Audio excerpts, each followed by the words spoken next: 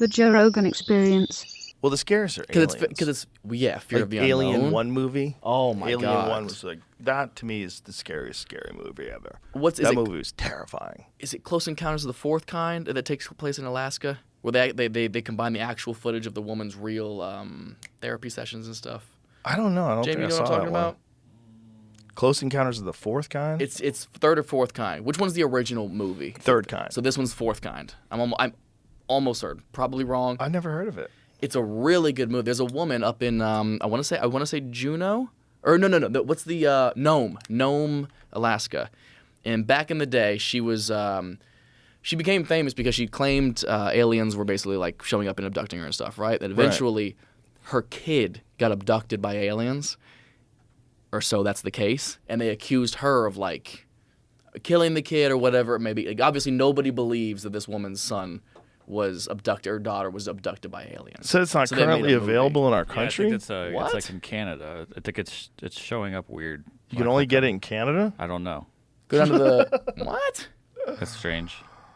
Interesting. But they have it's a movie about this case, but they splice in real footage of her therapy sessions she was going to while she was being abducted each night, and they do this I don't really know how to describe it.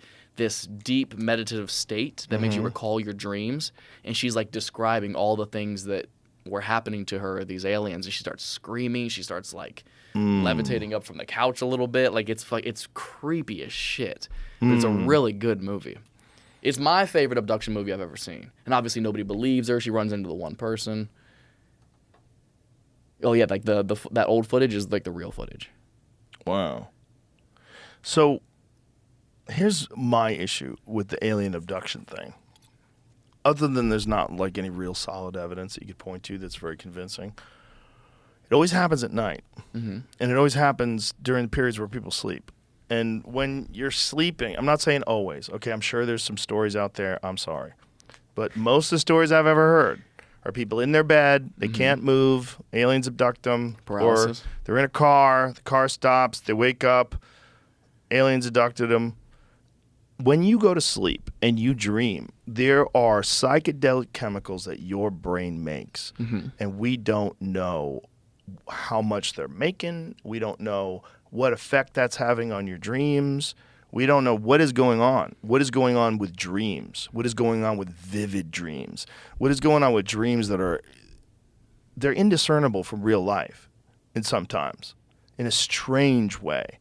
Like, what is that? Is that a psychedelic state your brain goes into every night? Yeah. And if chemicals vary in human beings, serotonin varies, dopamine varies, everything varies, testosterone varies, estrogen varies, it varies.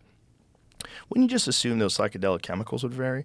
And wouldn't you just assume that sometimes maybe even people are in very agitated, anxiety-ridden states, high cortisol levels, perhaps maybe those chemicals are coming out in an abundance too. Now, So it if hits a you're spike in it, lying yeah. in bed and you're having an insanely vivid and terrifying interaction with aliens every night, because your brain is just dumping psychedelics into you. And this is your big fear. So you're going to get abducted by aliens again. And then there they are again, leaning over your bed and they're reaching for you. And you're Constant like, paranoia. and then here's the mind fuck of all mind fucks. Maybe psychedelics are a gateway to some other reality, some other dimension that's accessible by these creatures. I like this. And that when you are getting abducted, you really are getting abducted. Like whatever your being is, or your spirit, or whatever is you, is getting, you're interacting with these things. And it feels real because it is real. And because we're thinking about the ability to come in contact with other life forms as being a physical thing. It might be that there's a chemical gateway in your mind that when breached, you enter into a dimension where physical bodies don't exist anymore and everything moves in this constant soup of geometric patterns. And that whatever your consciousness is, whatever your soul is decoupled from the body. and thrown into this realm. I imagine that's probably what happens at death. It probably is what happens with death. It's probably what it's all. I mean, that's probably why people think about it that way. That you're going to transcend into heaven. You're going to go into this new place. It might be true. It might be like a lot of the old depictions of like what happens when you enter into a psychedelic state. I've heard this multiple times, that it's like a well of souls, that you're interacting with souls that are like completely unattached to a physical presence. Yeah. And maybe you're getting layers and layers of that depending upon how fucked up you are while you're sleeping. And maybe some of those layers are, boom, aliens in the room with you. Peeled back.